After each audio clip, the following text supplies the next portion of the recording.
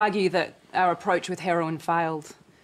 The report that came out from the Australian Crime Commission last week paints a really scary picture of the ice epidemic, and I'm interested to hear the panel's thoughts on what we could do to tackle this perhaps a little differently to the way that we tackled heroin. Michael, let's start with you. Well, again, I don't know exactly how it's dealt with here, Nick. Nikki, but in America, we have a problem with ice, and we've had a problem since the 80s with crack. And I've seen crack in my neighborhood where I live in San Francisco. It's probably 95% black neighborhood. And it really hit our community really hard. There was a lot of unemployment, and a lot of people turned to selling crack as a means of earning a living. And I've seen it take the strongest of men and completely cripple them and bring them down to their knees. And today in Hawaii, we have a really bad problem with ice. And so why in Hawaii, Michael? I don't know. I think that the main reason was that they couldn't get crack cocaine there, you know, shipped out to that remote island, and so they were making crystal meth in their bathtub, and they were able to make ice from the crystal meth. We've got the same problem in regional Australia. Yeah, yeah. Ice is an even bigger problem in regional Australia than it is in Sydney, Melbourne, Adelaide, because it can be made so easily. Can you say why? Well, I think it's because it can be made so easily by almost anybody. But why is it so needed in this particular culture? Well, it's just the newest terrible drug. I mean, it's a horror drug because it's so addictive. Now, with lots of other drugs like heroin, very addictive, but we've worked out ways of replacing heroin and trying to get people off it through morphine, etc. Ice is incredibly addictive and acts so fast that you're addicted to ice virtually with the first smoke or injection or however you use it. And it's very big in regional Australia, I think, because of its cheapness and because you can make it yourself. There's a combination of factors. I don't want to take over if you didn't want me to answer. No, I do want to. I think the way, Nikki, that we failed in America is that we went after petty peddlers and we locked them up for long stretches of time. 5-year mandatory minimum sentencing for a first offense.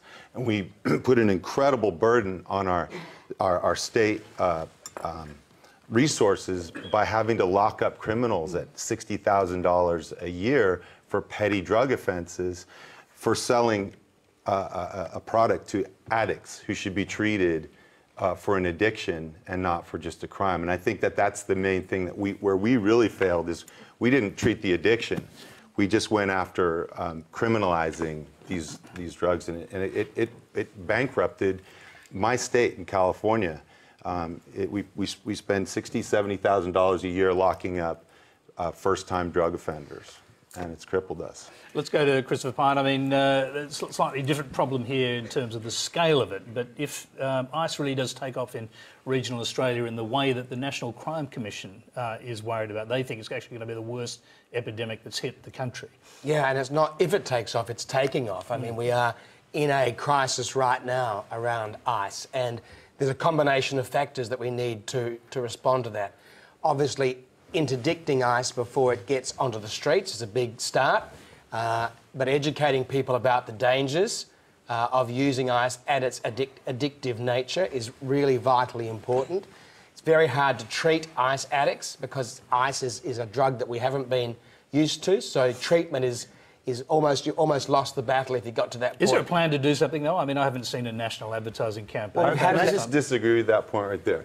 I don't think there's ever a point where you've lost the battle with an addict. And I grew up in a family of addicts. My father was an alcoholic for most of my life. And at age 55, he, after having been an alcoholic since his teens, he stopped drinking. So I don't believe it's ever too late to give up, and I don't ever believe that we should get to that point where we feel like systemically we have to give up on a group of people just because it's the newest, strongest, most powerful. But we're just talking about almost the formula of it. The point is to find out why the individual feels the need to kind of, you know, take their life. So you have to address employment issues. Well, again, and boredom study issues. the brain, figure out why there's a disgruntled society. Again, don't blame it on, you know, economy, the global. It's us. We are. Something is sick, susceptible? and I mean all of us. I don't just mean them. You know, that we're living in a society where you'd rather die than just compete. And we're, you know, the busyness and the pressure to be successful and the whole thing culminates in that. So let's look again at the psychology of the individual rather than always, oh, it's this fault, somebody imported something. It's because we needed it.